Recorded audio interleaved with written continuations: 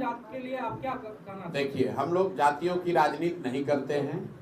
जन सुराज ने अपने संविधान में इस परिकल्पना में कहा है कि जिस जाति की भी जितनी संख्या है उस जाति से उसी प्रोपोर्शन में योग्य लोगों को निकालकर उनको भागीदारी दी जाएगी। इसमें सभी समाज शामिल हैं। आपने जो 5 समाज की बात कही उसको लेकर मैं जरूर टिप्पणी करना चाहता हूं। बिहार में नीतीश कुमार की राजनीति का एक हिस्सा रहा है जातियों का वर्गीकरण चेंज करना। एनेक्सर 1 को एनेक्सर 2 में डालो, 2 को 1 में डालो, 1 को एससी बना दो।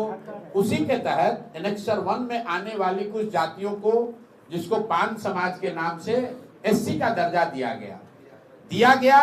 ये सही बात नहीं है, ऐसा दावा किया गया, क्योंकि जातियों का ये जो दर्जा चेंज होता है, कैटेगरी चेंज होती है, इसके पीछे साइंटिफिक स्टडी होनी चाहिए।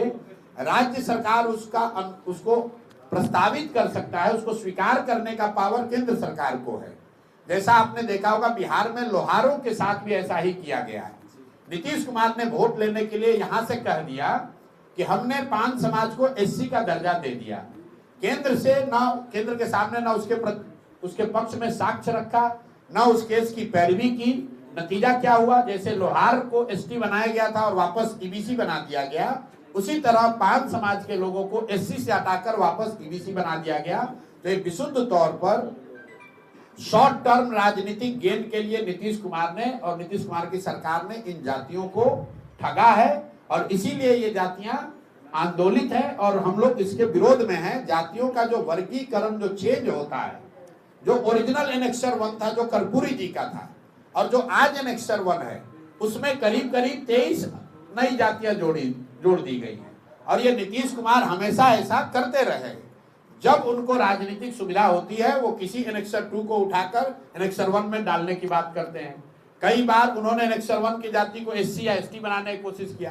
तो जब आप एनेक्सर बदलते हैं, एनेक्सर 2 को एनेक्सर 1 में डालते हैं, वो तो राज्य सरकार का मामला है, इसलिए वो कर पा रहे हैं। लेकिन अगर आप एससी को, ईबीसी को या ओबीसी को एससी या एसटी के दर्जे में डालोगे तो केंद्र से उसका अनुमोदन निश्चित जरूरी है, वो नहीं करा पाए। इसीलिए लोहार के केस में जिसको एसटी बनाया गया था फिर से ईबीसी बना दिया गया, कई बच्चों का नौकरी चला गया, लोग परेशान हुए। उसी तरह से 5 समाज को भी इन्होंने कहा कि हमने एससी बना दिया, लोग पंचायती राज का चुनाव एससी रिजर्व सीटों पर लड़े और वो सब चीज बर्बाद हो गया, क्योंकि केंद्र सरकार के समक्ष इन्होंने जरूरी दस्तावेज नहीं रखे, उन जातियों के साथ धोखा हुआ है। अब वो जाति जो है वो आंदोलित है।